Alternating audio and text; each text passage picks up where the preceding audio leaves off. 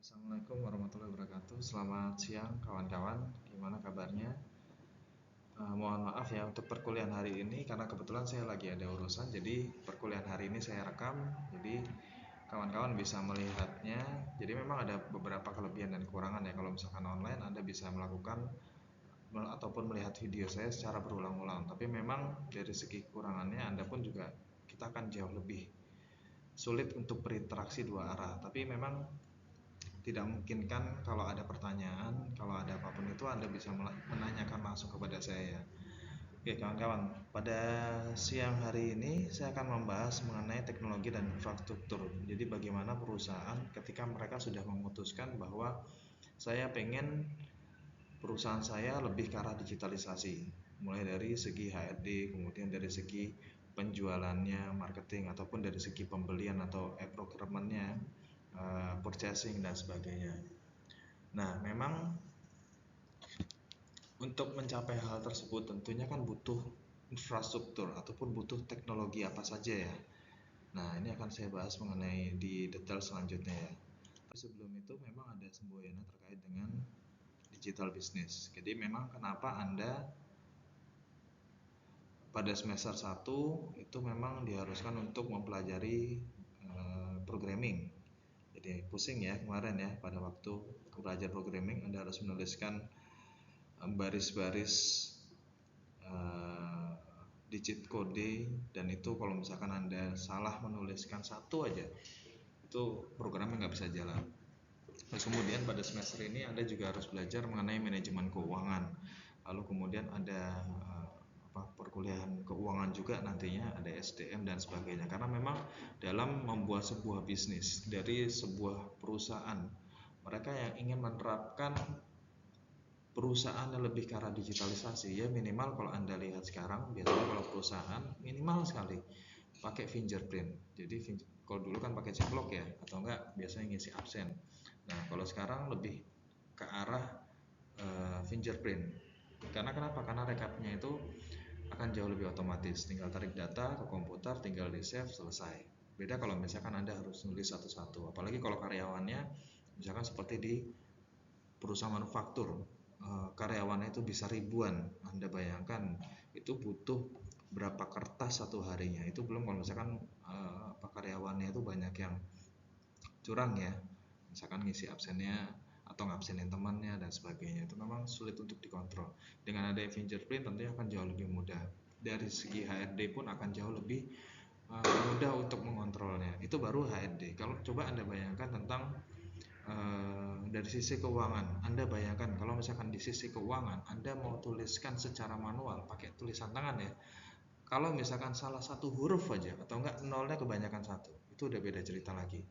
Jadi memang maka dari itu memang Anda dituntut untuk menguasai berbagai macam, tapi memang tidak secara dalam, hanya kulit luarnya aja. Maka saya berkali-kali kan bilang seperti itu ya, untuk programming saya nggak menuntut Anda bahwa Anda harus jadi programming, nggak sama sekali. Tapi Anda paling tidak dengan perkuliahan programming tersebut, Anda paling tidak tahu prosesnya itu dalam membuat sebuah program itu bagaimana, gitu ya. Nah ini juga ada. Jadi memang untuk perkembangan teknologi web ini memang tentunya sudah sangat banyak lagi. Kalau misalkan dulu memang ada web 1, web 2, terus kemudian ada eranya itu sekarang industri 1.0, 2.0, 3.0, 4.0, sekarang udah masuk ke hampir 4.0 ya, dan society-nya itu lebih ke arah 5. Jadi sekarang udah eranya orang udah berinteraksi dengan menggunakan sosial media, sekaligus mereka juga bisa melakukan penjualan, sekaligus mereka bisa melakukan review produk dan sebagainya. Itu udah lebih ke arah society 5.0 ya. Terus kemudian untuk terkait dengan industrinya, memang kalau misalkan dulu kalau Anda lihat beberapa tahun silam, mungkin 1917-an pada waktu era Perang Dunia I ya, memang hampir rata-rata perusahaan itu masih menggunakan alat-alat yang sifatnya itu mekanik. Jadi sifatnya itu mereka butuh penggerak. Tapi kalau misalkan sekarang udah sifatnya udah semiconductor. Jadi bisa dibilang bahwa Anda untuk menggerakkan sesuatu itu Anda cuma butuh hanya beberapa komponen aja. Anda nggak butuh gear, Anda nggak butuh yang namanya rantai dan sebagainya. Cukup semiconductor itu Anda bisa menjalankan itu semua. Jauh lebih efisien, jauh lebih bagus. Contoh, saya kasih contoh satu. Antara mobil ya, mungkin kalau mobil mungkin agak jarang di Indonesia. Motor deh, nggak usah jauh-jauh. Kalau misalkan motor, Anda lihat motor manual, motor yang sekarang ya, motor matic dengan motor listrik, itu beda sekali kawan-kawan dari cara kerjanya. Kalau misalkan Anda mau naik motor dengan motor bensin ya, itu tentu kan ada mekanisnya, ada mekaniknya ya, ada gearnya, terus kemudian ada rantainya, terus kemudian dari rantainya dia harus membentuk bahan bakar, terus kemudian disalurkan ke mesin dan ke arah ban dan sebagainya. Itu butuh proses. Tapi kalau misalkan listrik, itu ketika Anda pacu gas Anda, itu otomatis langsung jalan karena responnya akan jauh lebih cepat. Dia nggak butuh mengalirkan minyak ke arah sini, dia tidak butuh seperti itu. Jadi mekanismenya itu akan jauh lebih cepat dibandingkan dengan yang manual.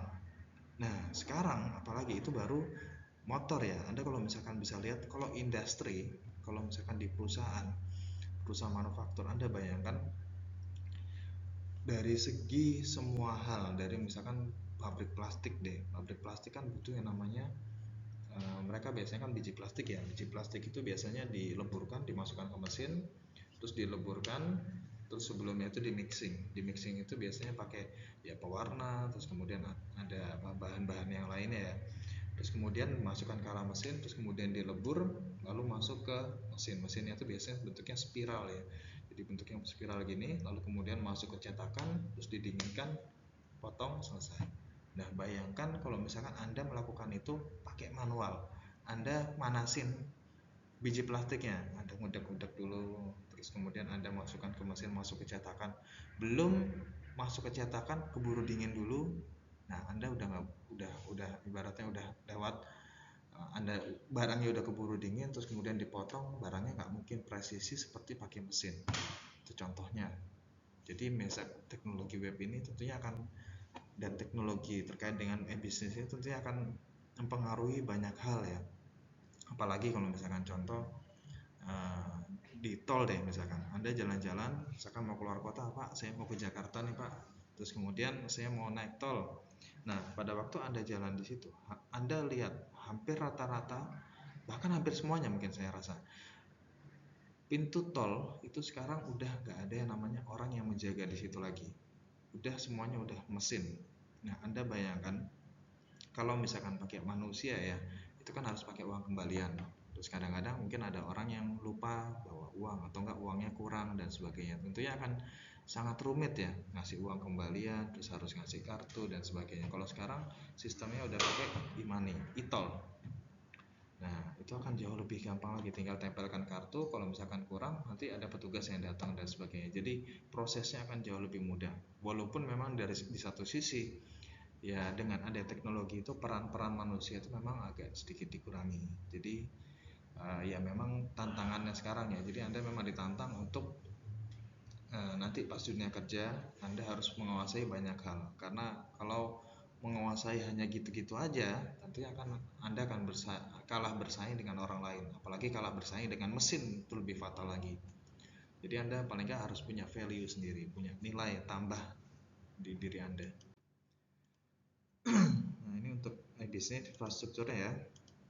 Jadi memang dasarnya itu kawan-kawan itu memang ada beberapa hal. Kalau kita ngomongin masalah infrastruktur itu memang ada tipe data types-nya atau tipe database-nya. Karena sebuah aplikasi itu pasti butuh namanya tempat penyimpanan.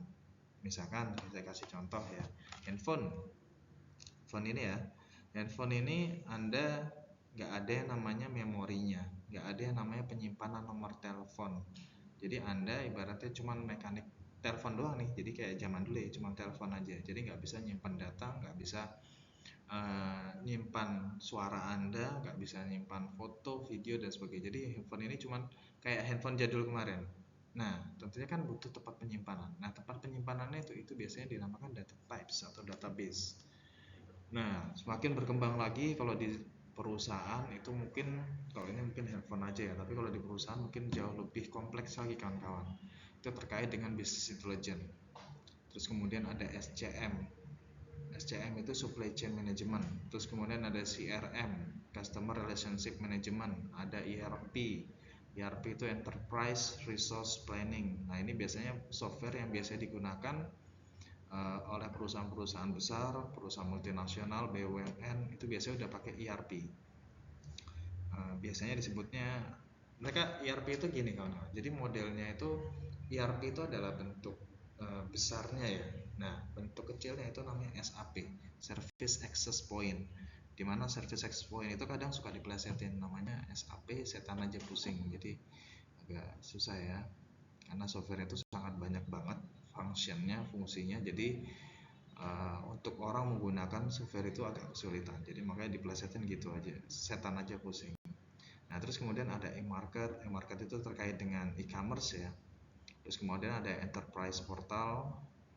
Nah, ini dari sekian banyak ini ya kawan-kawan, itu endingnya business intelligence, SCM, CRM, ERP, e-market, enterprise portal, dan e-procurement, mungkin endingnya itu adalah satu kan kawan, laporan. Jadi dari sekian banyak data itu memang diambil intisarinya. Misalkan dari business intelligence, kalau business intelligence itu kan biasanya terkait dengan dari sisi penjualannya, misalkan sudah penjualan berapa, jadi kita bisa mengetahui untuk tren terkait dengan barang tersebut. Misalkan ada barang laku 10, terus kemudian ada barang B dengan laku 20, terus kecenderungannya dengan dilihat dengan marginnya juga, keuntungannya. Nah, itu akan diformulasikan sedemikian rupa, itu menjadi business intelligence. Dan dari sekian banyak informasi tersebut, itu bagaimana caranya dikumpulkan menjadi satu informasi yang penting untuk digunakan si ownernya untuk mengambil sebuah keputusan. Jadi endingnya adalah digunakan untuk si owner mengambil keputusan. Bentuknya bagaimana caranya harus menjadi report ataupun laporan yang simple. Nah, untuk membuat ini tentunya ada beberapa hal ya. Nah, ini mungkin kawan-kawan bisa lihat di bawah sini. Mungkin ada banyak bahasa-bahasa yang agak jarang Anda temukan ya. Jadi sebenarnya ini terkait dengan aplikasi web ya. Ini ada security. Kalau security itu Anda transaksi mau e-commerce, mau itu perbankan, biasanya Anda lihat di loginnya, di bawahnya itu ada tulisan SSL.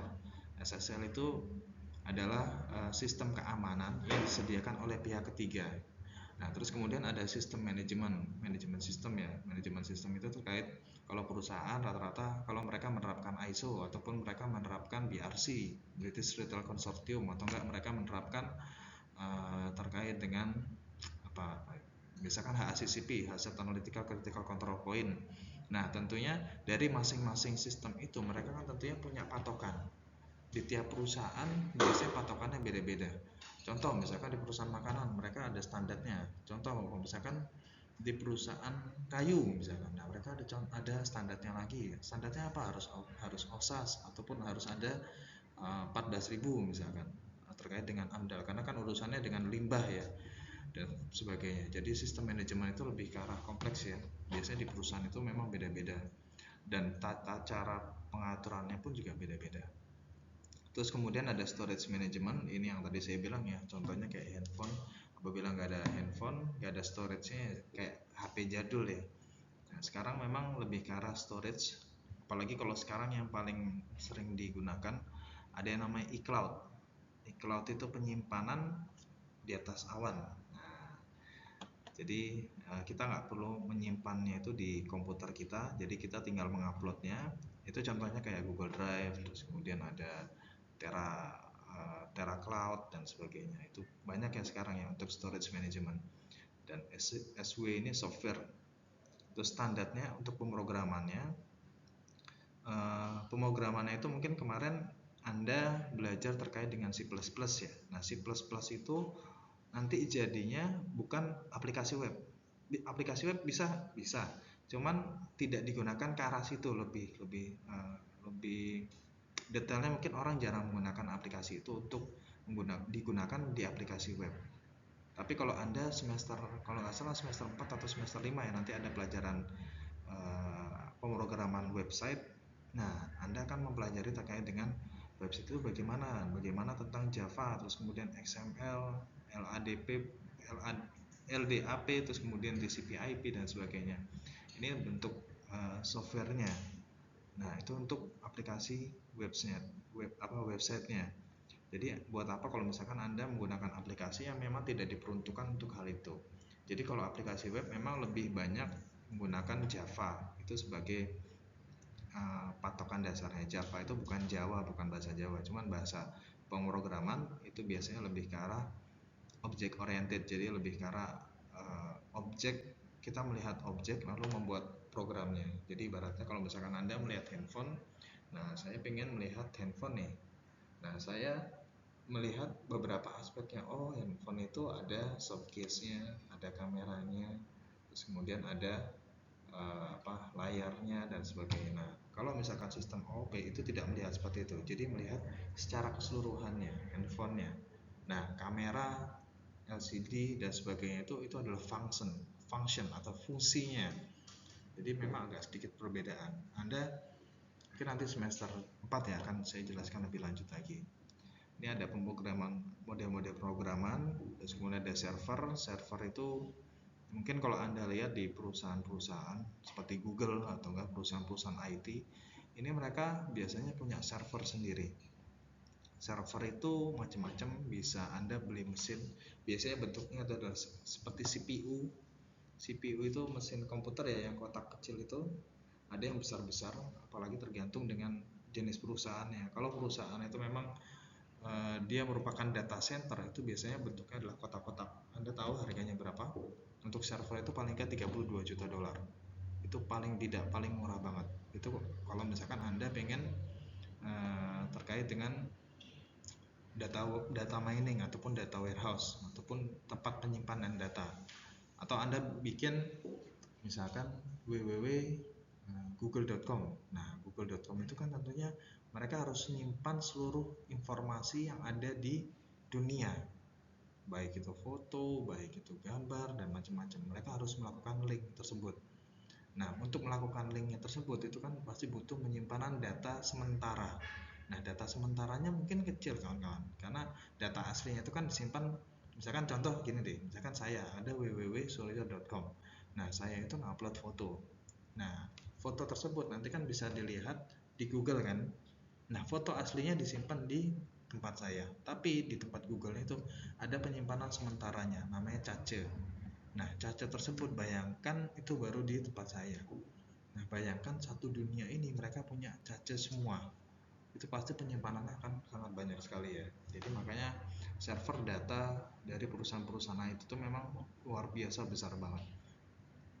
Mungkin salah satu lagi kawan-kawan mungkin pernah lihat di Indonesia ada sekarang udah sistemnya trafficking ya, trafficnya itu sudah online. Jadi untuk sistem pertilangan di beberapa area, apalagi di area Surabaya, di Jakarta apalagi, jadi memang tidak pakai surat lagi, jadi memang pakai sistemnya foto atau enggak dari CCTV ya. Nah, Anda bayangkan, Anda pernah kebayang nggak kalau misalkan di masing-masing lampu merah satu kamera, itu kan satu kamera nanti dikirimkan ke tempat penyimpanan ya, untuk tempat penyimpanan CCTV itu. Anda bayangkan di tiap lampu merah itu baru satu sisi, belum di satu lampu merah itu kan biasanya ada 4 sisi, ada 1, ada 2, 3, 4 ya. Nah, Anda bayangkan dari seluruh kota tersebut di Surabaya itu disimpan dalam satu tempat, yang tempat penyimpanannya itu kalau CCTV itu datanya luar biasa besar. Anda mungkin kebayang nggak kira-kira butuh berapa banyak atau berapa terabyte atau berapa gigabyte sistem penyimpanannya. Itu karena luar biasa gede banget kawan-kawan. Dan kalau misalkan sekarang udah sistemnya itu lebih ke arah dari masing-masing data tersebut itu kan nanti akan ditarik, terus kemudian dilihat kira-kira siapa saja yang melakukan pelanggaran, itu dilacak secara otomatis oleh sistem. Dan itu memang butuh data yang sangat-sangat besar ya. Makanya storage ini tentunya sangat penting. Networking juga sama. Bayangkan dari setiap lampu merah, setiap video itu, seandainya ini networkingnya ataupun jaringan ini tidak memadai. Bayangin untuk mengirimkan data tersebut. Terus kemudian biasanya kan Anda lihat di TV, terus ada dilihatin ya, misalkan di satu daerah kondisi lalu lintasnya bagaimana. Nah, bayangkan kalau seandainya internetnya lemot atau jaringannya infrastrukturnya lemot, tentunya nggak akan bisa sampai itu untuk melihat kondisi realnya. Jadi seperti itu ya. Jadi infrastruktur ini memang nggak main-main, dan memang untuk program Jokowi itu kalau nggak salah sampai 2035 ya, itu memang industri di Indonesia mungkin lebih diarahkan ke arah industri 4.0. Artinya industri 4.0 itu mungkin saya ingatkan lagi, jadi industri 4.0 itu artinya seluruh aktivitas yang ada di perusahaan tersebut itu sudah dikontrol oleh mesin, kawan-kawan. Jadi beberapa memang kayak mesin zaman dulu kan biasanya butuh orang sebagai operator. Tapi kalau sekarang di beberapa manufaktur memang, apalagi kalau perusahaan Jepang, beberapa klien saya memang banyak kalau dari perusahaan Jepang itu mereka sudah pakai mesin semua. Jarang banget mereka yang masih menggunakan manual. Beda kalau misalkan dari negara lain, misalkan dari India, China dan sebagainya. Memang ada beberapa yang masih menggunakan tangan. Tapi hampir rata-rata untuk perusahaan Jepang itu mereka sudah menggunakan mesin. Jadi manusia itu digunakan hanya untuk melihat atau mengontrol, operator aja, untuk setting mesinnya, terus kemudian untuk melihat hasil produksinya apakah memang sudah sesuai spek atau belum. Nah, jadi seperti itu ya. Jadi industri 4.0. Jadi intinya 2035 itu ke arah hampir semua perusahaan itu hampir semuanya seperti itu. Jadi menggunakan mesin semua. Orang seperti buru-buru itu hanya digunakan untuk melihat kualitas produk, bukan untuk membuat produk lagi. Beda banget. Nah, ini aplikasi web, terus kemudian ada database yang sudah saya jelaskan, kolaborasi, terus kemudian ada pervasive computing. Kalau kolaborasi memang sekarang kan sudah sistemnya udah mau nggak mau sih, karena kita nggak bisa namanya berdiri sendiri. Contoh, saya kasih contoh, misalkan Anda punya website terbesar, Anda website e-commerce kayak Tokopedia, Shopee dan sebagainya, tapi paling enggak Anda butuh yang namanya jasa Google. Google itu untuk apa? Jasa untuk merekam atau melacak website Anda. Ibaratnya kalau misalkan bahasa IT-nya itu adalah crawling ya. Jadi untuk meng-crawl terkait dengan website Anda. Jadi nge-crawl itu ibaratnya Anda punya website, misalkan website Tokopedia contohnya. Nah, Tokopedia itu kan biasanya ada orang bikin produk, terus kemudian muncul halaman baru, terus kemudian ada halaman sistem pembayaran. Nah, Anda bayangkan dari satu produk aja itu mencabang ke banyak hal, kawan-kawan. Bisa jadi satu produk itu satu toko itu biasanya punya ratusan halaman. Nah, bayangkan kalau misalkan dari sekian ratus halamannya itu kan butuh proses sistem untuk melacak itu semua ya. Nah, Google itu gunanya untuk melacak semua halaman tersebut supaya bisa ditampilkan kepada pengguna.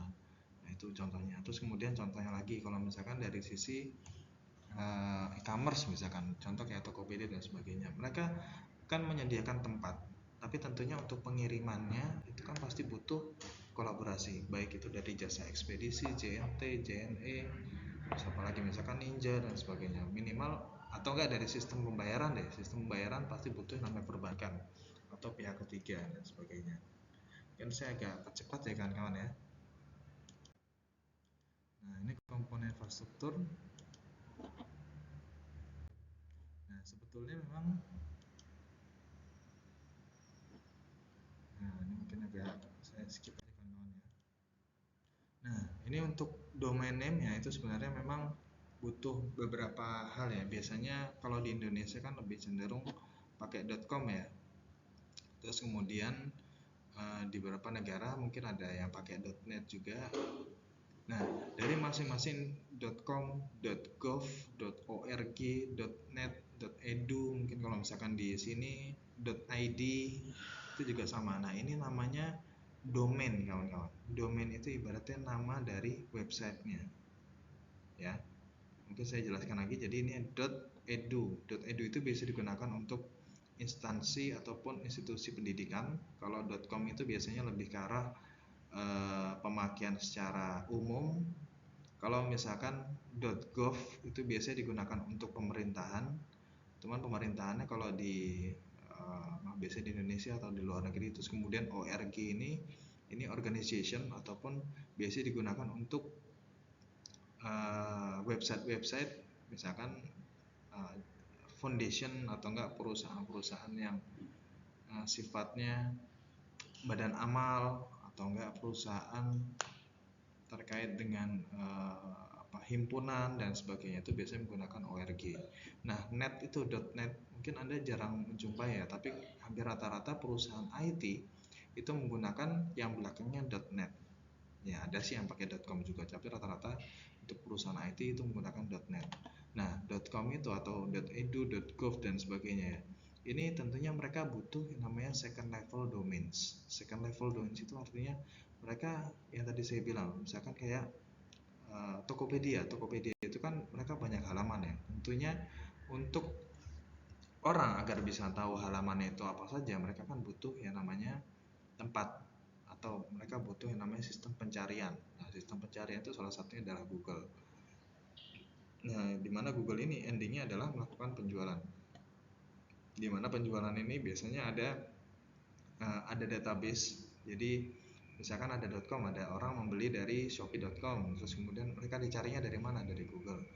Terus kemudian mereka setelah melakukan penjualan itu kan mereka disimpan di server ataupun di hosting tertentu. Ini contoh aja ya.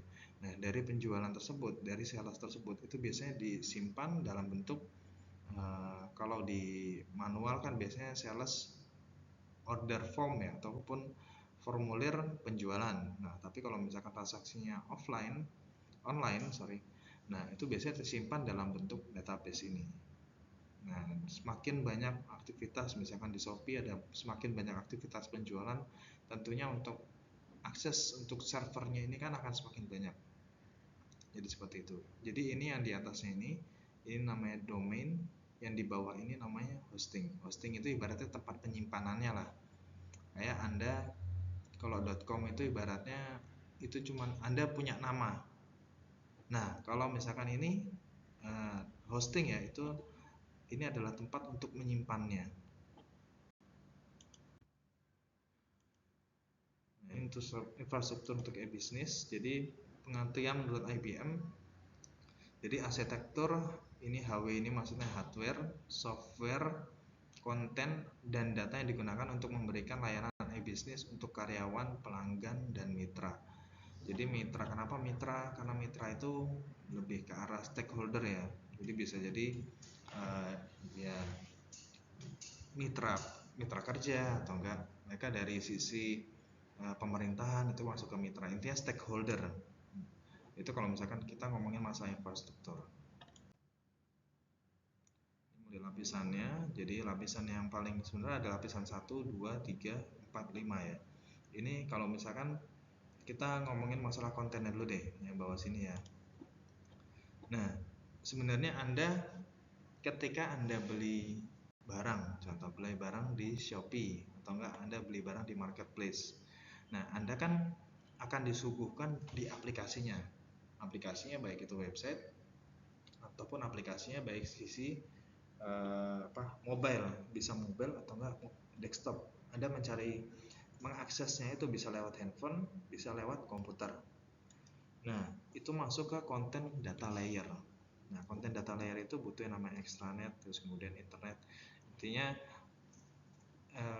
layer ini ataupun lapisan ini digunakan untuk orang agar bisa berinteraksi dengan sistemnya. Gitu dulu. Itu untuk konten dan data layer. Nah, lebih jauh lagi. Nah, tiap kali dia mau melakukan klik, misalkan saya ingin lihat nih gambarnya, saya suka nih ada produk tas, misalkan ada produk sepatu. Nah, saya klik produknya, kan waktu diklik gambarnya itu akan muncul gambar-gambar yang lain. Nah, gambarnya tersebut kawan-kawan itu disimpan di storage ataupun physical layer ataupun lapisan terkait dengan storage-nya. Ini kan bentuknya lapisan ya, lapisan bawah, lapisan atasnya, terus kemudian ini lapisan ketiga, lapisan keempat, dan ke-1 dan sebagainya.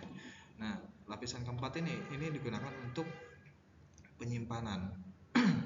Nah, untuk penyimpanan ini ini kan pasti butuh yang namanya sebuah jaringan ataupun koneksi antara penyimpanan satu dengan penyimpanan lainnya, atau koneksi satu, misalkan koneksi internet, Anda misalkan punya server ataupun data penyimpanan itu misalkan di Eropa, atau enggak data penyimpanan itu ada di Singapura misalkan. Nah, mungkin saya cerita sedikit ya. Jadi kalau misalkan untuk penyimpanan data ini, karena penyimpanan data ini kan terkait dengan jaringan, semakin bagus jaringannya itu akan jauh lebih cepat kita mengakses. Contoh gini, Anda bikin website, terus kemudian website tersebut Anda isi video, foto, teks dan sebagainya. Itu semakin cepat server Anda ataupun semakin cepat website Anda, itu artinya orang mengakses akan jauh lebih cepat. Nah, ketika orang itu mengakses, tentunya akan dilihat dari di manakah Anda menyimpannya atau seberapa cepatkah servernya untuk menampilkan data tersebut. Nah, servernya itu biasanya dari masing-masing negara atau masing-masing provider penyedia jasa itu biasanya macam-macam ditawarkan. Ada, kalau pengalaman saya biasanya ada di Indonesia, ada penyedia jasa terkait dengan server itu ada di Singapura, ada di Europe, ada di US dan sebagainya. Nah, lucunya kadang-kadang kawan-kawan, kalau misalkan ada di Indonesia juga, dan di Indonesia kadang-kadang saya juga menyewa jasa tempat penyimpanan di Indonesia. Tapi ketika saya bandingkan dengan jasa penyimpanan yang ada di luar negeri, misalkan kayak di Singapura, terus ada di Eropa, itu jauh lebih lambat di Indonesia. Tapi kita lebih ngakses lebih gampang itu dan jauh lebih cepat ketika kita ngaksesnya itu ke Europe dulu.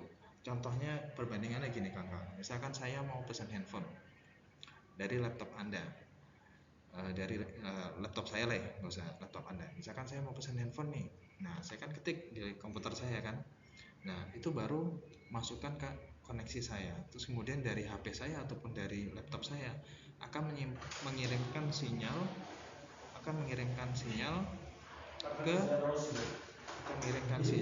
ke si Shopee-nya.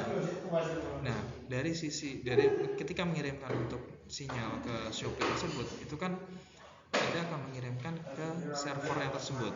Setelah mengirimkan ke server, nah kemudian baru Anda dikembalikan ke handphone Anda lagi. Nah, kalau misalkan tempat penyimpanan Anda itu misalkan di Europe, artinya Anda mengaksesnya di Indonesia. Nah, untuk mengakses data tersebut, data Anda akan dilarikan ke Europe dulu, terus kemudian dikembalikan ke Anda, terus kemudian ke Shopee, lalu kemudian dikirimkan lagi ke Europe, terus habis itu dikembalikan lagi ke Anda. Proses seperti itu. Jauh kan? Ke Europe dulu, ke Eropa dulu. Nah, itu anehnya itu jauh lebih cepat dibandingkan dengan Anda membuka server di Indonesia sendiri. Kan di Indonesia kan artinya jauh lebih cepat ya harusnya. Anda akses dari handphone Anda atau dari laptop Anda mau pesan misalkan sepatu, terus kemudian Anda ketikkan, dari data tersebut akan dilarikan ke server utamanya. Server utamanya misalkan di Indonesia, terus kemudian dibalikan ke Shopee dan sebagainya, dan seterusnya. Nah, itu jauh lebih lambat dibandingkan Anda buka server itu justru di luar negeri, apalagi di Singapura, karena Singapura itu juga salah satu provider yang menurut saya dia kecepatannya emang luar biasa. Jadi beda banget koneksinya dengan kita. Jadi memang di Indonesia banyak kekurangan. Kenapa Jokowi juga memang menetapkan untuk 2035 memang untuk perusahaan lebih ke arah hampir semuanya digitalisasi, karena memang kita ya sadar pasti beberapa kekurangan, karena dari segi jaringan, terus kemudian dari segi infrastruktur yang memang agak kurang bagus juga, terus kemudian hardware-nya. Jadi memang kita masih dalam proses pembenahan ya kita juga sadar, dan mungkin kedepannya akan jauh lebih bagus sih kalau menurut saya. Nah, terus kemudian ada sistem software layer, di mana software layer ini tentunya dari web browser, sistem software, database, penyimpanannya ya. Terus kemudian masuk ke business layer, ini masuk ke sistem aplikasinya, masuk ke CRM, supply chain management, data mining dan sebagainya. Nah, kenapa infrastruktur e-business? Jadi strategi e-business yang sukses tergantung dengan kekuatan dan fleksibilitas dari infrastruktur yang mendasarinya untuk mendukung bisnis secara keseluruhan. Ya, gampang-gampangan gini deh kawan-kawan.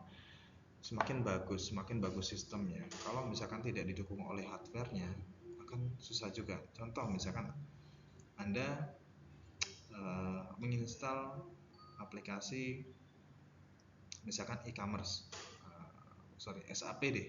SAP itu Service Access Point ya. Itu kan software sudah bagus banget.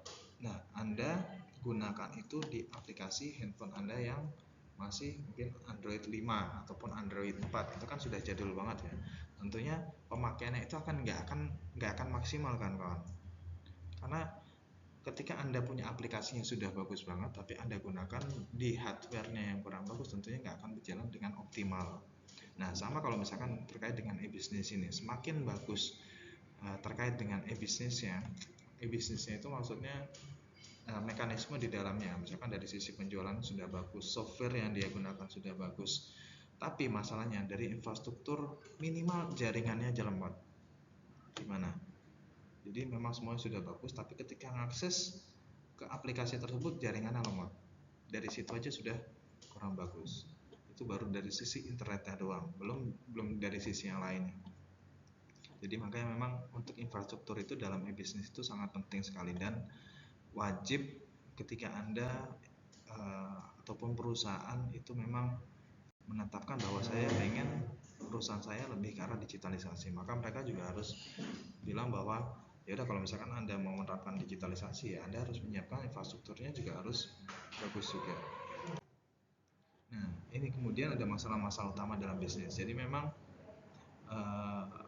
dalam e-bisnis ini tentunya ketika masuk pasar dengan cepat memang sangat bagus, tapi permasalahannya itu memang untuk sisi brandingnya itu bisa jadi justru menghancurkan. Contoh kayak gini kawan-kawan, misalkan ada produk, kalau produk normalnya ketika Anda memasarkan itu kan biasanya dari sisi brandingnya dulu, Anda menawarkan, Anda memperkenalkan produk Anda dulu, terus kemudian setelah itu Anda menjelaskan tentang kelebihan sama kekurangan produk Anda. Setelah orang itu tahu tentang kelebihan kelemahan, baru mereka melihat secara fisiknya. Setelah mereka melihat secara fisiknya, baru mereka nyobain produknya. Setelah mereka nyobain, baru mereka melakukan review tersebut. Nah, masalahnya kalau di dalam dunia digital sekarang, orang belum belum nyobain produknya, tapi udah dengar review-review dari orang, itu tentunya akan menghasilkan negatif dari produk tersebut. Nah, itu masalahnya yang masalah sekarang ya. Jadi beberapa produk, apalagi sekarang persaingan makin ketat, mungkin beberapa produk bisa aja misalkan sebelum ada produk itu launching, itu justru ada negatif reviewnya dulu. Ada yang komen negatif, terus kemudian ada yang mungkin kalau misalkan sekarang lebih karena buzzer, terus kemudian ada apa ya sebutannya, saya nggak ingat, ada garden macam-macam ya. Nah, itu memang mungkin lebih ke arah politiknya, tapi kalau misalkan dari sisi bisnisnya itu memang nggak menutup kemungkinan bahwa banyak hal-hal seperti itu. Terus kemudian ini juga yang paling sering ya kawan-kawan ya, jadi memang agak sulitnya itu ketika perusahaan ingin menerapkan digitalisasi, itu memang dari segi si pemakainya, dari orang yang menerapkan itu ataupun mereka yang menjalankan itu biasanya agak kesulitan. Contoh misalkan udah sistemnya udah bagus, udah pakai SAP ataupun ERP atau pakai Zahir dan sebagainya. Cuman masalahnya orang yang mengoperasionalkan itu biasanya mereka cenderung nggak mau belajar. Jadi hampir rata-rata mereka udah nyaman, mereka menggunakan Excel atau mereka pakai tulis tangan, terus tiba-tiba mereka disuruh pakai komputer, akan jauh lebih susah. Ada salah satu klien saya itu perusahaan jamu kawan-kawan. Jadi bayangkan mereka itu hampir seluruh orangnya itu ngambil dari Pucuk Gunung, saya lupa daerah mana ya. Nah, ketika mereka ngambil tersebut, hampir rata-rata mereka nggak bisa menggunakan komputer. Terus kemudian ketika menerapkan sistem misalkan ISO ya, ISO kan pasti butuh yang namanya dari sisi paling nggak ngetiknya atau enggak dari sisi penyimpanannya. Nah, itu mereka tidak bisa semua. Makanya memang untuk pelatihan pendidikan personil IT ini memang sangat-sangat penting sekali ya digunakan. Contohnya lagi, misalkan Anda di Universitas Anwar Medika ya, Anda kan sudah pakai Cyber Campus. Nah, Cyber Campus itu memang digunakan untuk Anda mengakses terkait dengan kuliah-kuliah Anda. Di situ memang sudah ada guide-nya dan sebagainya. Jadi dari sisi pelatihan, walaupun memang tidak dilakukan secara langsung, paling nggak minimal harus ada terkait dengan panduannya. Dan itu alhamdulillah sudah ada. Dan jadi minimal pelatihan-pelatihan tersebut. Tapi memang banyak orang yang tidak belajar ataupun tidak mau belajar terkait dengan pendidikan ini, terkait dengan teknologi IT ini. Jadi akhirnya ya sebagus-bagusnya sistem ya tetap kalau misalkan orang yang menjalankannya yang bagus ya tetap tidak bisa, karena faktor utamanya adalah SDM ya. Nah, terus kemudian skalabilitas atau kehandalan infrastruktur secara keseluruhannya. Jadi ketika kita ngomongin masalah infrastruktur, bukan masalah jaringannya aja, bukan masalah internetnya cepat doang, bukan masalah itu aja, tapi lebih ke arah misalkan servernya seberapa banyakkah servernya untuk menampung data, kualitas gambarnya dan sebagainya. Jadi kita melihat infrastruktur secara keseluruhannya. Nah, kalau misalkan keberhasilan mungkin ya hampir 11-12 ya, mungkin akan saya jelaskan lebih cepat aja ya kan kawan. Jadi terkait dengan keamanannya. Kalau misalnya keamanan tentu ya, kalau kita ngomongin masalah e-bisnis, Anda punya sistem bagus, tapi masalahnya Anda pada waktu nyimpan laporan keuangan Anda. Terus kemudian dari provider itu tidak bisa menjamin bahwa keamanan Anda akan terjamin di situ. Makanya kalau misalkan di US itu atau di Amerika Serikat itu memang lebih keamanan terkait dengan data privasi pelanggan itu benar-benar terjaga. Tapi sayang sekali mungkin kalau di Indonesia agak kurang sedikit.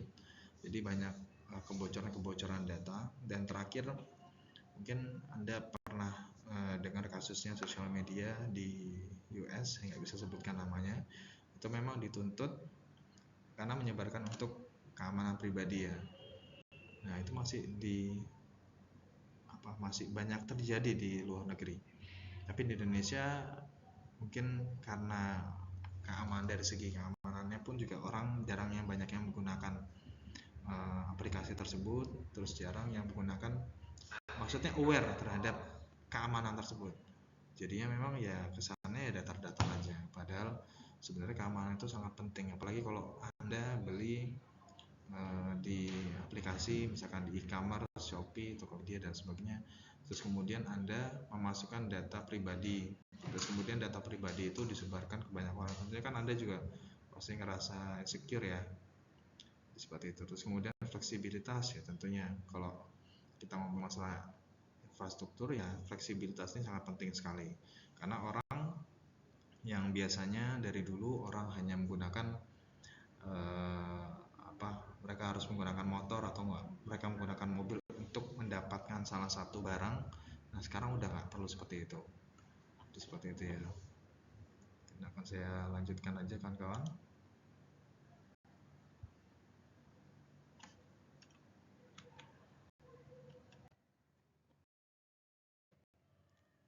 Nah, ini isu-isu.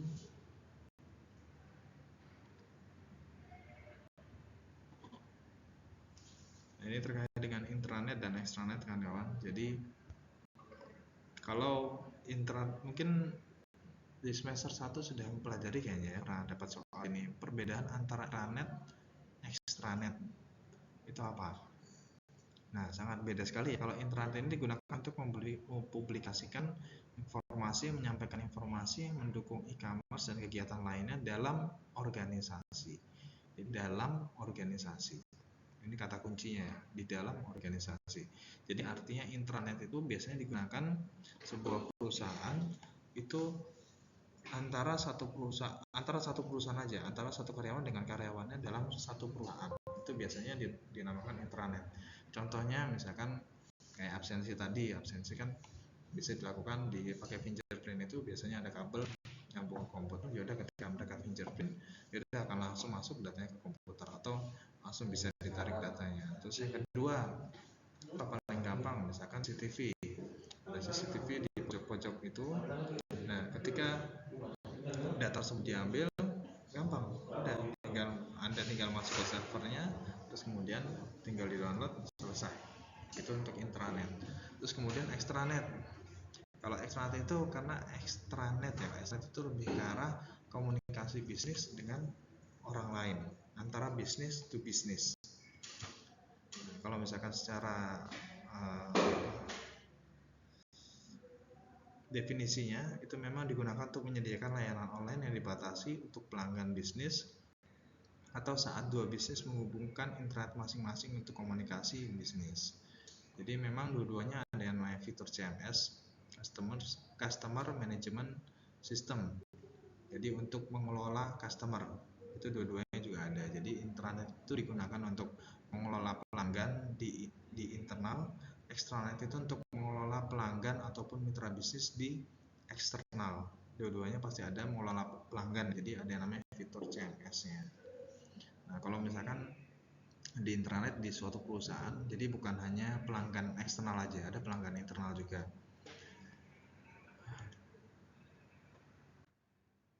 Nah, ini untuk infrastruktur mengelola bisnis, jadi mungkin ada sama seperti tadi ya, jadi ada software system, ada softwarenya, ada jaringan internetnya, jaringan internet terkait dengan infrastrukturnya, terus kemudian software jaringan maksud saya, terus kemudian ada storage-nya, ada tempat penyimpanan, ada ERP ini Enterprise Resource Planning, artinya softwarenya, aplikasi softwarenya yang digunakan untuk tampilannya.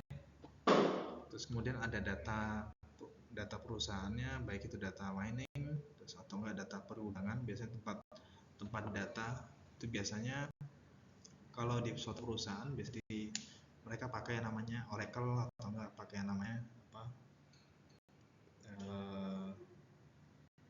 untuk sistem database mungkin saya nggak kepikiran sekarang ya. Jadi untuk sistem database macam-macam ada Oracle, nah itu salah satunya. Terus kemudian ada manajemen ISP itu Internet Service Provider. Jadi Internet Service Provider itu maksudnya internet, jaringan internet. Nah, ada beberapa poin. Yang pertama itu adalah kecepatan akses. Wajib, kalau kecepatan akses ya wajib ya. Ketika kita mengakses, berapa lama yang dibutuhkan untuk melakukan uploading dan downloading. Nah, terus kemudian downtime. Downtime itu maksudnya waktu off server host. Jadi ini biasanya downtime itu ketika misalkan ada satu website ya. Nah, satu website tersebut dihit ataupun dipencet dalam satu waktu oleh beberapa orang sekaligus. Nah, tentunya ketika melakukan hit tersebut ya, pada satu waktu tersebut tentunya server tersebut akan mengalami crash. Nah, kalau mengalami crash dia butuh namanya untuk pengembaliannya. Untuk pengembalian itu disebut namanya downtime tersebut. Dan downtime ini ya. Kemudian ada ketersediaan sama keamanan sistemnya itu juga penting sekali. Keamanan wajib. Jadi kalau internet bisa dihack, bisa dimasukin atau ditelusuri oleh orang lain, tentunya akan nggak bagus ya.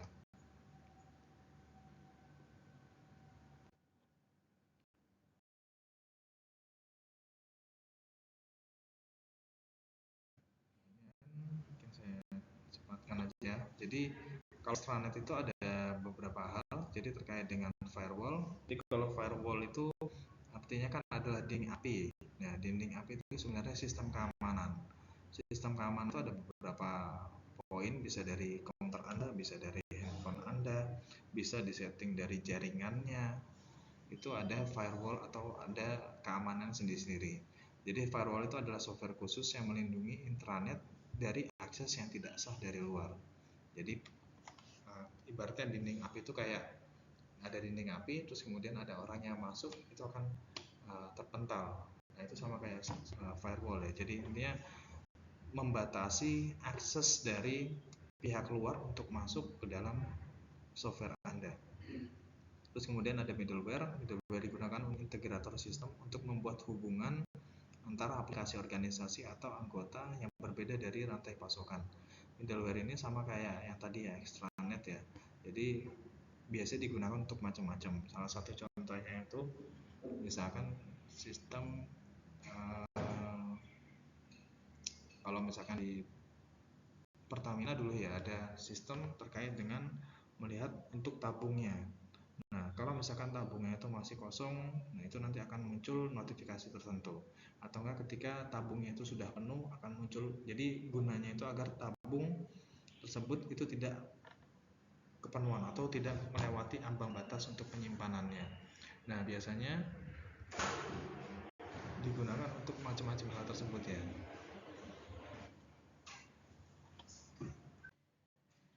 Nah, ini juga ada beberapa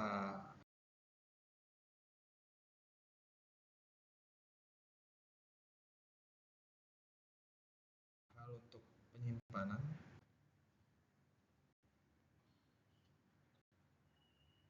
Untuk penyimpanan, jadi untuk ini mobile e-commerce. Jadi e-commerce itu mungkin dulu pakai namanya WAP, using WML. Jadi kalau di aplikasi website itu biasanya ada yang namanya XML. XML itu sama kayak codingan yang Anda pernah bikin itu. Nah, tentunya untuk agar codingan tersebut bisa dibaca oleh sistem, terus kemudian menjadi tampilan yang bisa Anda lihat sekarang ini, tentunya ada butuh sistem transisinya. Nah, sistem transisinya itu menggunakan WAP atau WML kalau sekarang ya. Terus kemudian untuk menghubungkan antara jaringan Anda dengan internet ataupun ISP itu butuh yang namanya software ataupun butuh yang namanya modem. Kalau misalkan di perangkat itu biasanya dikenal dengan 2.5G, 3G, 4.5G dan sebagainya, sampai 4G sekarang sudah 5G ya, sudah 5G. Nah, ini untuk perangkat terkait dengan akses internet, standar aksesnya untuk nirkabelnya.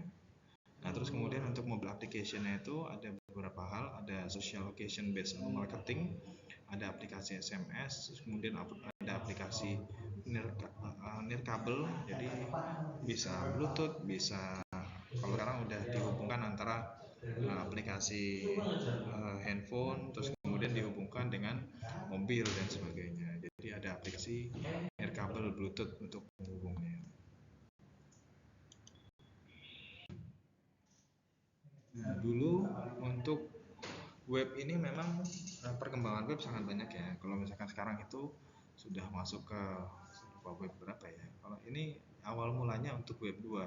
Jadi awal web 2 itu biasanya digunakan untuk situs jaringan sosial seperti MySpace, Facebook, Blogger, terus ada Live Journal atau Twitter, terus kemudian ada Wikipedia. Kalau di luar negeri biasanya ada wiki ya, lebih terkenal. Tapi kalau di kita lebih ke arah Wikipedia. Terus ada yang membagikan terkait dengan konten itu dengan menggunakan atau enggak Dailymotion dan sebagainya, itu masih menggunakan web 2.0. Memang cukup lama, tapi memang cukup digemari karena memang sistemnya dari sistem dan aplikasinya itu jauh lebih ringan ya.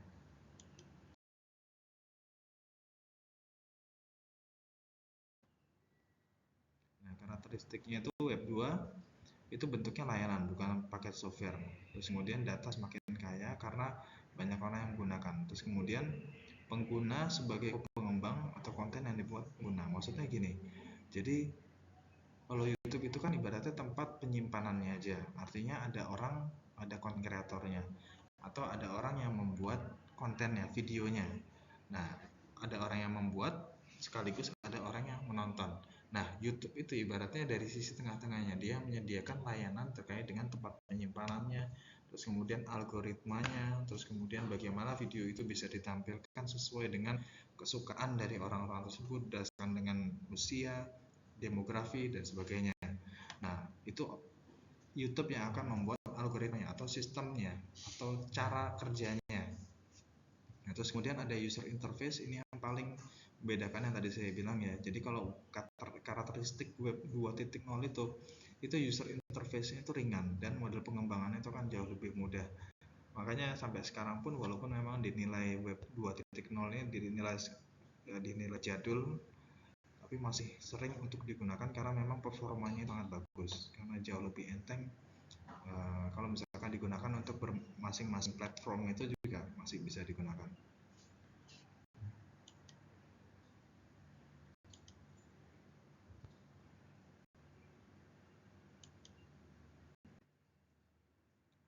Ini web 2 ini memang, jadi kalau misalkan web 2 dalam e-bisnis ya, ini biasanya menggunakan RSS feed, RSS feed itu bentuknya sama kayak Twitter, kawan-kawan. Jadi kalau Twitter itu Twitter zaman dulu. Kalau Twitter zaman dulu itu kan bentuknya ada tulisan. Misalkan saya mau nge-tweet, saya lagi mandi misalkan. Nah itu biasanya nggak bisa namanya gambar yang cuma tulisan dalam maksimal berapa karakter itu kemudian Anda posting. Nah itu hampir sama dengan RSS feed. RSS feed itu bentuknya adalah kata yang biasanya jumlahnya itu karakternya tidak banyak, tapi ada sedikit beda. Kalau misalkan di Twitter kan dia sosial media, tapi kalau RSS feed itu lebih ke arah Anda punya website misalkan. Nah dari tiap kali Anda posting itu kan pasti ada bentuk rinciannya, kayak sinopsisnya lah. Nah tiap kali Anda melakukan posting tersebut, nah RSS feed-nya itu akan merekam kira-kira intisari dari postingan Anda itu apa. Nah, setiap kali Anda memposting, maka RSS feed itu akan menampilkan untuk intisarinya. Jadi seperti itu. Jadi RSS feed itu ibaratnya rangkumannya ya, ataupun biasanya kata kunci yang lebih pendeknya.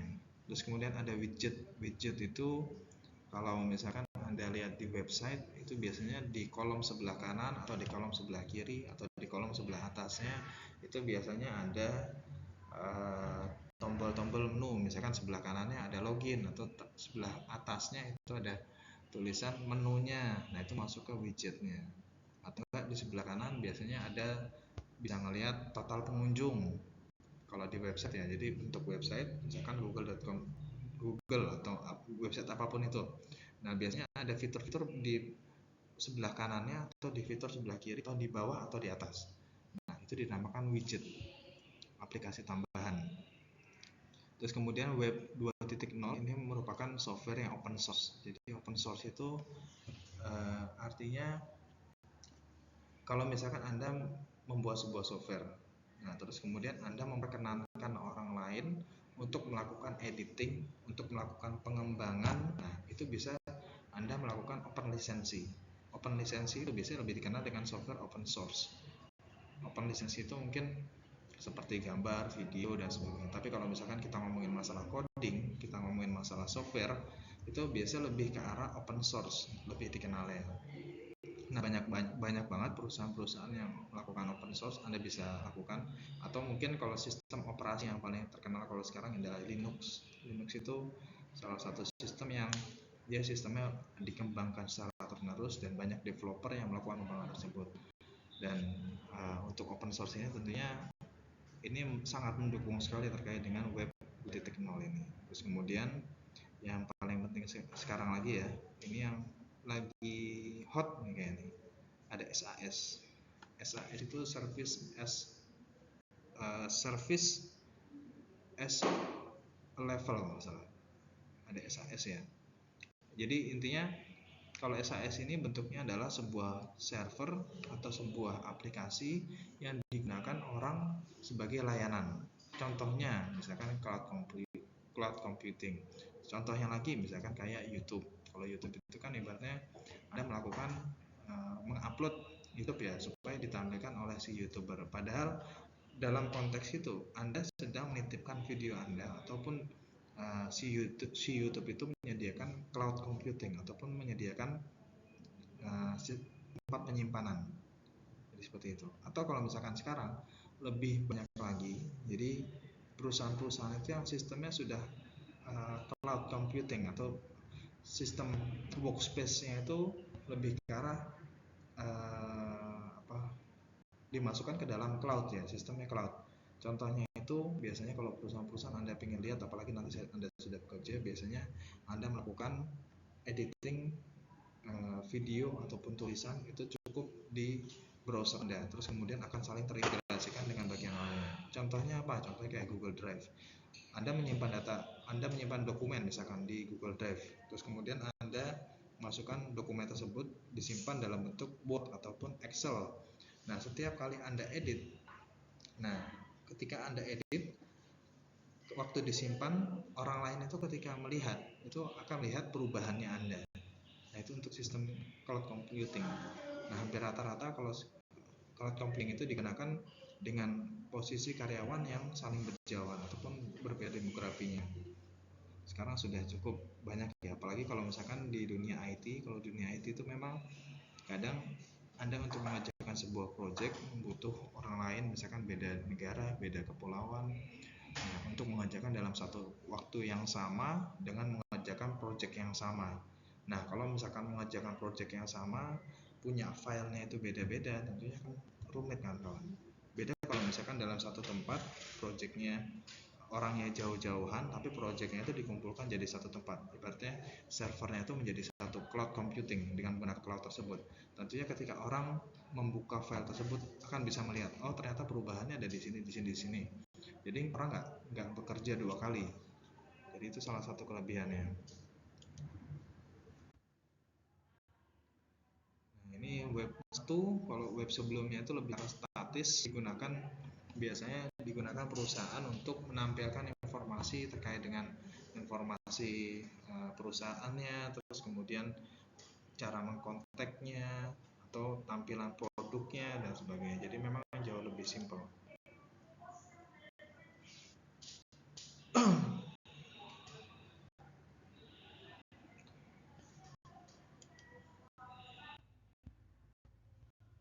Nah, terus kemudian untuk web 1 ini sifatnya proprietary ya.